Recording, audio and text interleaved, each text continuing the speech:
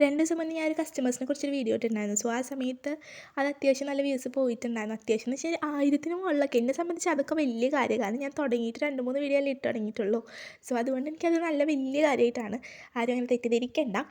And എന്നെ സംബന്ധിച്ച് മോശം കസ്റ്റമേഴ്സ് മാത്രമാട്ടോ, നല്ല കസ്റ്റമേഴ്സും ഉണ്ട്. കാരണം എന്നെ നല്ല രീതിയിൽ മോട്ടിവേറ്റ് ചെയ്തിട്ട് എൻ്റെ മെനുവിലൊന്നും ഇല്ലാത്ത സാധനങ്ങൾ അവരെനിക്ക് തന്നിട്ട് എന്നോട് ചെയ്യാൻ പറയുമ്പോൾ ഞാൻ പറയും എനിക്ക് പറ്റുമോ എനിക്കറിയില്ല. പക്ഷേ പറയും നിനക്ക് കൊണ്ട് പറ്റും, നീ ചെയ്യുന്നൊക്കെ പറഞ്ഞ് എന്നെക്കൊണ്ട് ചെയ്യിക്കുന്ന കസ്റ്റമേഴ്സ് ഉണ്ട്. അതേപോലെ തന്നെ എൻ്റെ 5, 6 പ്രൊഡക്റ്റ്സ് മേടിച്ച കസ്റ്റമേഴ്സ് ഉണ്ട്. അതേപോലെ അവരുടെ ഫ്രണ്ട്സിനെ റെഫർ ചെയ്തിട്ടുള്ള കുറേ അധികം നല്ല കസ്റ്റമേഴ്സും ഉണ്ട് കേട്ടോ. പിന്നെ എല്ലാത്തിലും കാണൂലേ 2%. ഈ ചാനലിനെ കുറിച്ച് പറയാനാണെന്നുണ്ടെങ്കിൽ എനിക്ക് തോന്നുന്ന കാര്യങ്ങൾ വായി തോന്നിയത് വിളിച്ച് പറയാമെന്നുള്ള രീതിയിൽ ഞാൻ തുടങ്ങിയ ഒരു ചാനലാണിത്.